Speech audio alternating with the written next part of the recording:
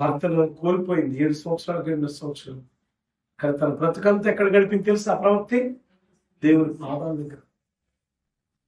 తన బ్రతుకంతా దేవుని పాదాల దగ్గర గడపబట్టి పరలోక రాజ్య నిత్య రాజ్యానికి వారసురాలై. తన ప్రార్థన జీవితం ఎలా ఉంది తెలుసా? నిరంతరం దేవునితోనే. నీ జీవితం ఎలా ఉంది? నిరంతరము దెయ్యాలు. ఏంటి?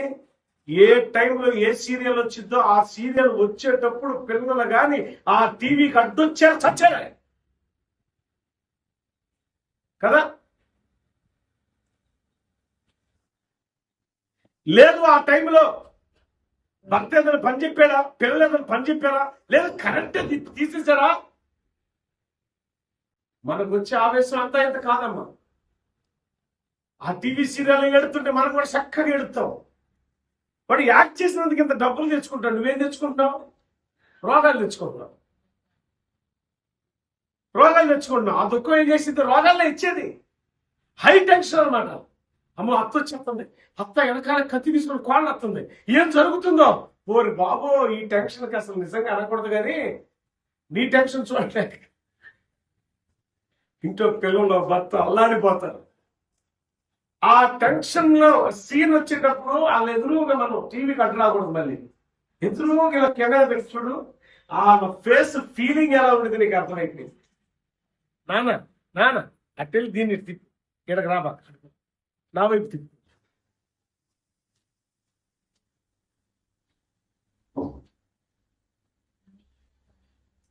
ఇట్లా అనేక సార్లు ఆమె అనగానే పౌలు కోపం వచ్చింది. ఇక్కడ మీరు గమనించారు, దెయ్యం ఏం చేస్తుందంటే ముందు దేవుని సేవకులు, శక్తివంతమైన దేవుని సేవకుల్ని పొగుడుతుంది.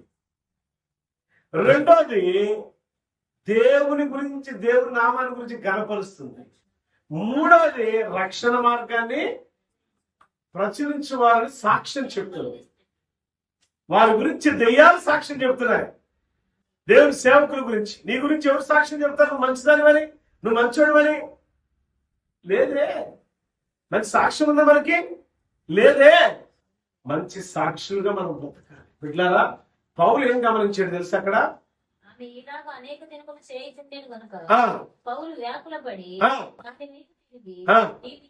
ఈమెను వదిలిపోమని యేసుక్రీస్తు నామమున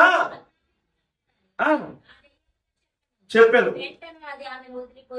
ఆమేన్, హల్లెలూయా. ఏం చెప్పాడంట? యేసు అసలైన వాడు యేసుక్రీస్తు